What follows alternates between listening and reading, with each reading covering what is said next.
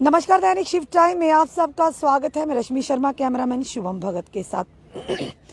देखो, इस समय जिस तरह से आप जानते हैं, जिस तरह के हालात है, परिस्थितियाँ किस तरह से पिछले लगातार 3 दिनों से थी, किस तरह से आम जनता त्राहिमाम कर रही थी, क्योंकि पीडीडी डिपार्टमेंट जो बिजली विभाग के कर्मचारी हैं वो कहीं ना कहीं प्रदर्शन पर थे और अपनी मांगों को लगातार उन्होंने अपनी मांगों पर अड़े रहे कि अगर उनकी मांगें पूरी नहीं हुई तो ये विभाग इसी तरह से प्रदर्शन करता रहेगा। और जिस तरह से आपने देखा किस तरह से बिजली के क्राइसिस से हमारी जनता को जूझना पड़ा, पर उसी के साथ जनता ये भी इससे भी अवगत थी कि कहीं ना कहीं उनकी मांगें जायज़ थी, और जिसके चलते कहीं ना कहीं प्रशासन में उथल पुथल हो गई और प्रशासन ने मदद मांगी इंडियन आर्मी की, और जिसके चलते कुछ एरियाज़ में बिजली रिस्टोर भी हुई, पर उसके बावजूद भी पूरी तरह से बिजली बहाल नहीं हुई।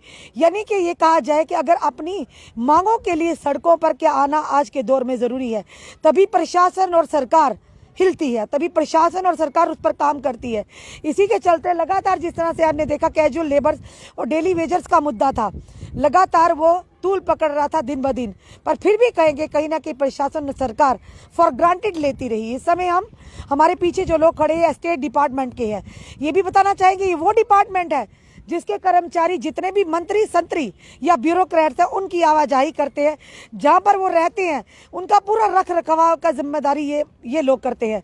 पर आज ये लोग परेशान हैं, बदहाल है। आखिर कौन सुनेगा? आज बच्चा भी एक गुहार लगा रहा है कि हम बच्चे हैं गवर्नर साहब, हमारी बात तो कम से कम सुनो। चलिए बात करते हैं। सबसे पहले छोटा बच्चा आ जाया है, इससे बात करने की कोशिश करते हैं। बच्चा, आपका नाम?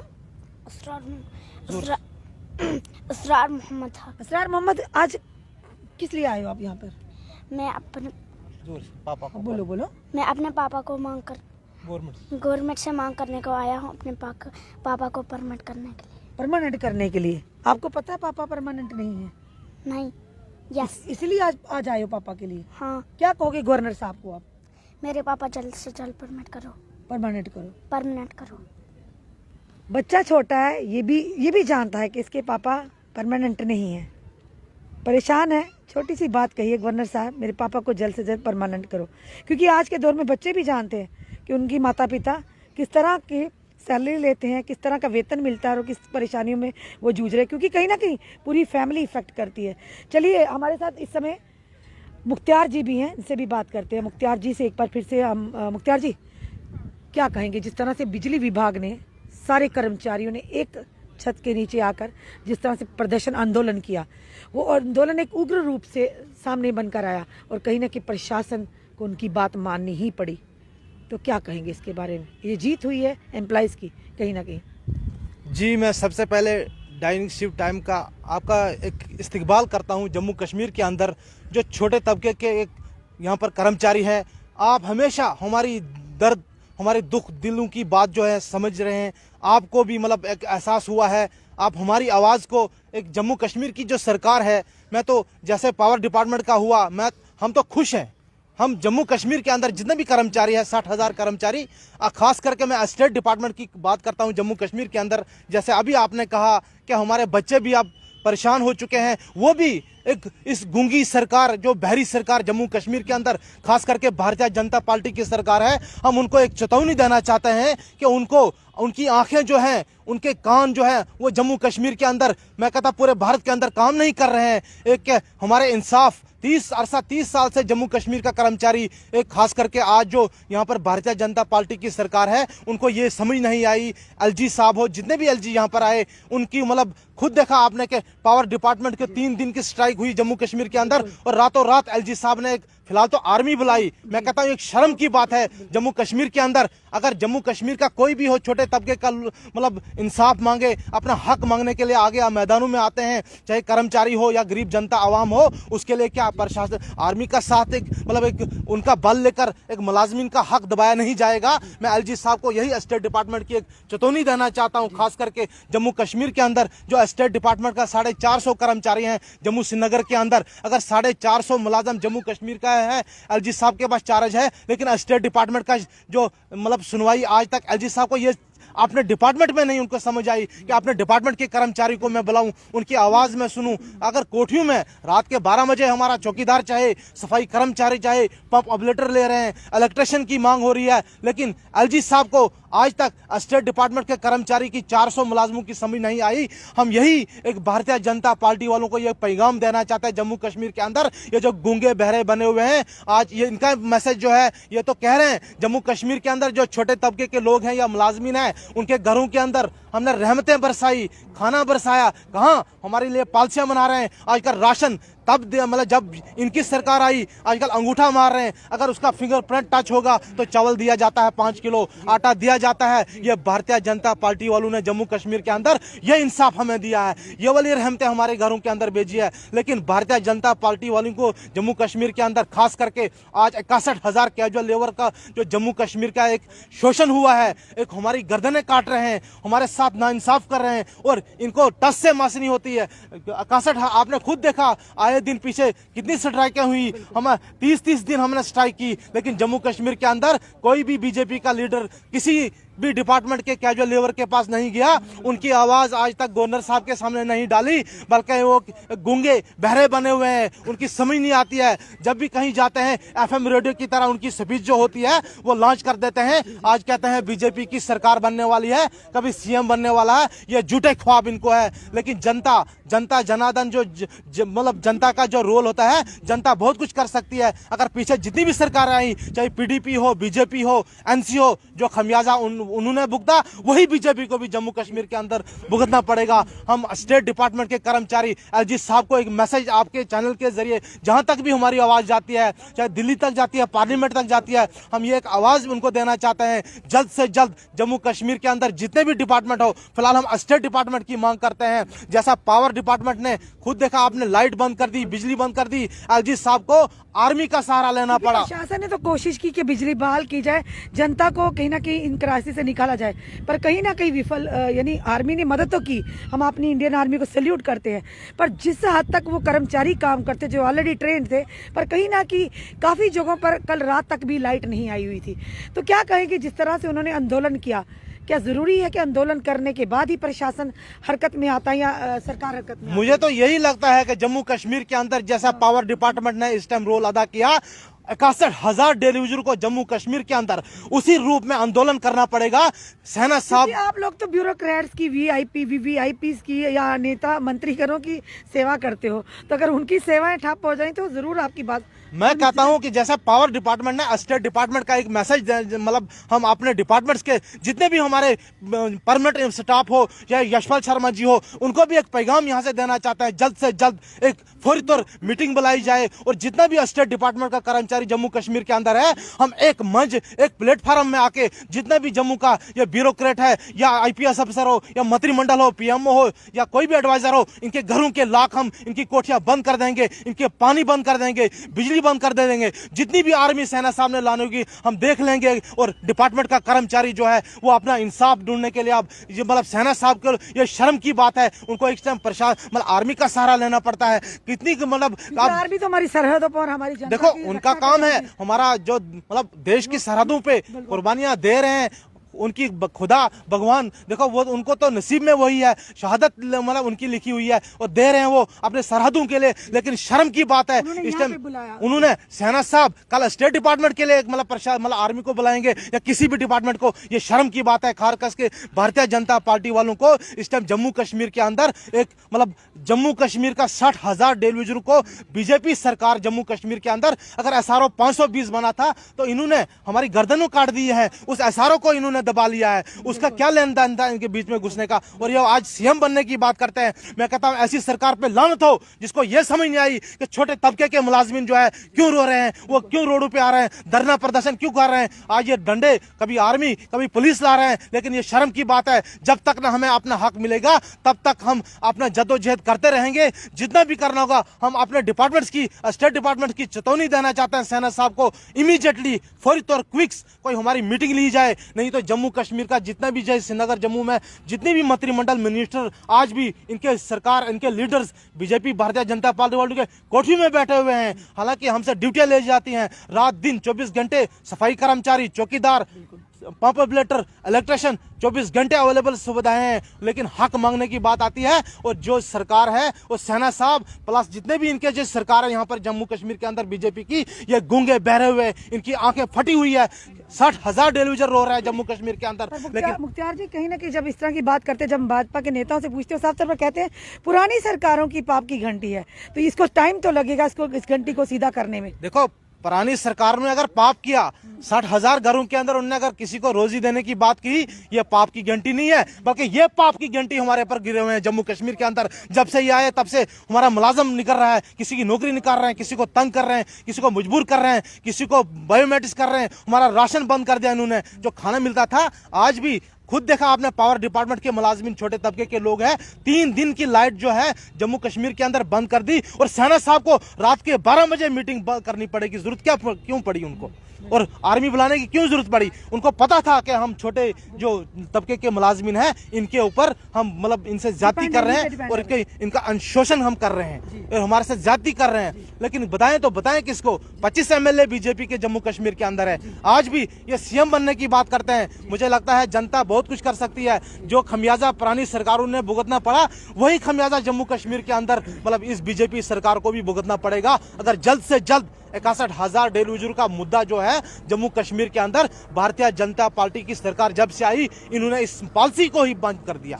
और खास करके आज ये पाप की घंटी है, बल्कि ये खुद पाप की घंटी हमारे लिए है। जब से ये आए, कभी बीमारी नहीं जाती है, कभी कोरोना नहीं जा रहा है, कभी मुलाजमिन को निकाला जा रहा है। और ये कौन सी बात है? अपने लिए किसी के गिरेबान में झांक रहे हैं, अपने लिए नहीं झांकते हैं। ये तो आज गरीब की बात करते हैं, बेटी बचाओ बेटी पढ़ाओ, सबका साथ सबका विकास। कैसे पढ़ाएं हम बच्चे? आपने खुद देखा, छोटे छोटे बच्चे हमारे जो है वो भी मजबूर हो चुके हैं अब मीडिया के सामने आकर, ताकि गवर्नर्स को या आंधी सरकार हो, बहरी सरकार हो, कुछ इनको नजर आए। भाई हम जम्मू कश्मीर के अंदर 61,000 डेलीविजन के साथ हम क्या, जो हमारा मतलब उनके साथ क्या कर रहे हैं, हम कैसा रिलेशन हमारे साथ निभा? ये देखिए मुख्तार जी, ये सिर्फ इनका ही नहीं बल्कि पूरे स्टेट डिपार्टमेंट जितने भी कैजुअल लेबर से उनका दर्द है। ये इनको देखिए, इन सर को देखिए, इनकी एज रिटायरमेंट के बिल्कुल पास होगी, क्या लेकर जाएंगे? क्या लेकर जाएंगे? यानी ये देखिए घर में क्या लेकर जाएंगे? नौकरी जो होती है, चाहे वो किसी भी डिपार्टमेंट की हो, आखिरी उम्र के आखिरी पड़ाव में सहारा होती है कि परिवार का कहीं ना कहीं अच्छी तरह से पालन पोषण हो। पहले भी काफ़ी बार हमने इनका इंटरव्यूज़ किए हैं, पर आज तक भी प्रशासन और सरकार के कानों तले जू नहीं रहेंगी। कितना चिल्ला रहे हैं। इसी तरह से PDD एम्प्लॉय जो एसोसिएशन के लोग थे, PDD डिपार्टमेंट के, उन्होंने काफ़ी बार चेतावनी दी, काफ़ी बार बड़े साइलेंट प्रोटेस्ट के माध्यम से अपनी बात रखी, पर मजबूरन उनको उग्र रूप के तौर पर ये आंदोलन करना पड़ा। कहीं ना कहीं वो आंदोलन कामयाब भी होता नजर आया। ऐसा क्यों है? क्यों है ऐसा? क्यों है गूंगी बहरी सरकार क्यों नहीं सुनती इनकी? जी अब फिर से हम क्या कहें आपको बार बार? मेरा नाम जीत कुमार है जी।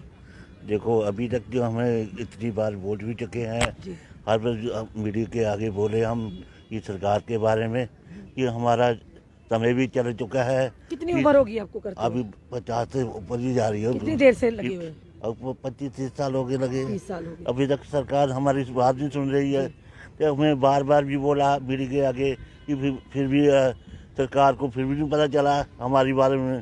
तो कम से कम पता चल रहा है, हम लोग बूढ़े हो रहे हैं, हम बूढ़े होकर भी क्या लेकर जाएंगे, कि क्या हमारे बच्चे भी आगे क्या बोलेंगे। हमने जब काफ़ी से जब लगे थे तो फिर हमने आस रखी थी कि चलो हमारा कुछ न कुछ परमानेंट हो जाएंगे, हमारा कुछ बनेगा। कि बच्चे भी अभी देखते हैं कि क्या करेंगे। बहुत कितना मुश्किल है परिवार को चलाना। बहुत मुश्किल है, घर भी नहीं है, रहने के लिए मुश्किल है, हर बात के लिए मुश्किल है, क्योंकि सरकार ने फिर भी नहीं सुना कि इसका क्या हाल होगा, ये कैसे घर बनाएगा, कैसे नहीं बनाएगा। सेवाएं पूरी लेते हैं आपसे? सेवाएं तो क्या कहना चाहोगे यहाँ के एडमिनिस्ट्रेशन, लेफ्टिनेंट गवर्नर साहब से आप क्या कहना चाहोगे? हम तो सोच रहे हैं कि टेंट लगा कर रोड पे ही बैठना पड़ेगा। जो घर गिर रहा है उसका सरकार अभी तक दर्द नहीं खाया कि सरकार ने, बाकी डिपार्टमेंट का दर्द खा रही है, हमारा क्यों नहीं दर्द खा रही है?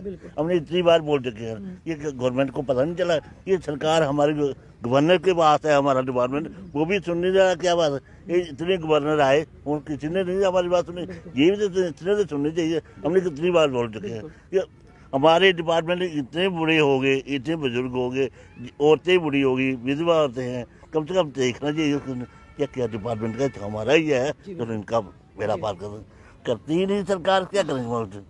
लेफ्टिनेंट गवर्नर साहब के पास स्टेट डिपार्टमेंट है और आपको पहले ही बताया ब्यूरोक्रेट्स वीआईपी वीवीआईपी सबकी ये जी हजूरी करते हैं। उनके जहाँ पर वो ठहरते हैं पूरा प्रबंधन स्टेट डिपार्टमेंट के माध्यम से, जो उनको क्वार्टर्स फ्लैट अलॉट्स होते हैं, सारी ये उनकी देख रेख करते हैं।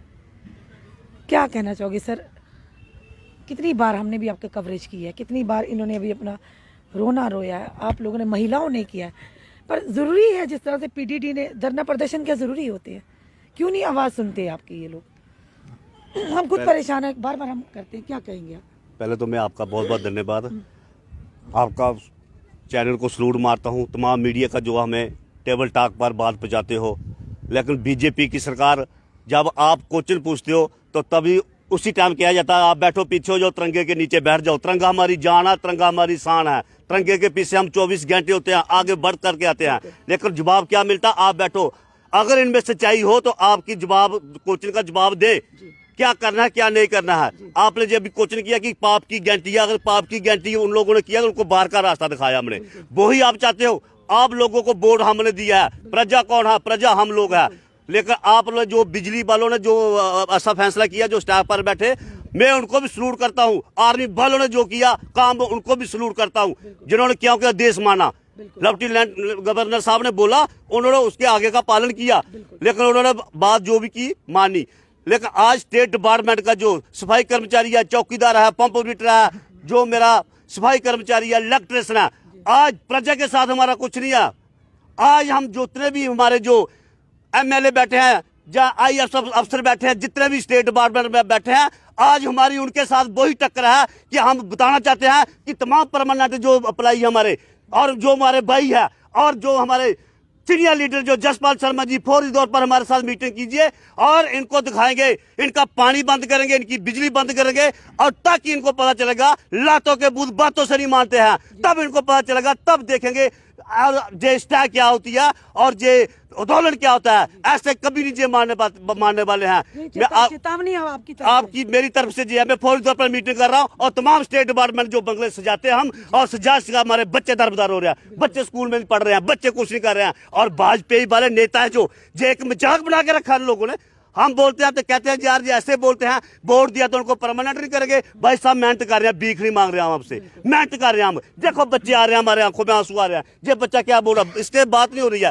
ये बोल नहीं पा रहा है। कुछ हमारे साथी जो बीमार पड़े हैं, कुछ हमारे वो हो रहे हैं, बच्चे बोलते हैं पापा क्या ड्यूटी है आपकी, क्या काम करते हैं, चाहे छोटा है चाहे बड़ा, काम होता है, ड्यूटी होती है। हम अपनी भूमिका बिल्कुल निभा रहे हैं, लेकिन ये वाजपेयी वाले चाहे तुम्हारा मसला हल हो सकता है, अगर नहीं चाहे तभी हमारा मसला हटका हुआ है। लेकिन अपनी जब बारी आती थी तो डंडे लेके जो स्टैक करते थे, सिलेंडर का भाव भारी हो गया, प्याज का भाव भारी हो गया, कुछ हो गया, चलो रोड पे डंडे लेके तब जो अपनी स्टैक बहुत जल्दी करते थे। हमारा 31,000 10 लाख मुलाजिम बनता है, तब एक बार नहीं बोला उन्होंने, तब इनको साफ सूंघ गया, कुछ नहीं बोलते जे लोग। लेकिन जो बड़े बड़े ख्वाब सोच रहे कि हम सीएम बनेंगे, हमारी कुर्सी हो गई, नरेंद्र भाई मोदी कुछ ऐसा करेगा तो हम बिस्तर पर ही जीत जाएंगे, हमें कोई चिंता नहीं है। कुछ बीजेपी के कैंडिडेट ऐसे हैं जिन्होंने अपनी कॉन्स्टिट्यूंसी में गए ही नहीं है, तो मोदी नाम पर जीते हैं। मैं मोदी साहब तक ये मैसेज, इस बार मोदी जी का नाम काम आएगा, मैं मोदी साहब तक मैसेज ये पहुंचाना चाहता हूँ। मोदी साहब, जे आपके कैंडिडेट जो JNK में है, जे आपके नाम पर दब्बा है, जे बीजेपी का नाम बदनाम करेंगे, जे आपको बिल्कुल नहीं आने देंगे, जे नाकाम है, जे मैं आपको लिख कर देता हूं, जे कुछ नहीं करेंगे। आज जनता जा चुकी है, जनता को आज दुख है। आज मैं एक मुलाजिम और ये बात करना चाहता हूँ दूसरे के।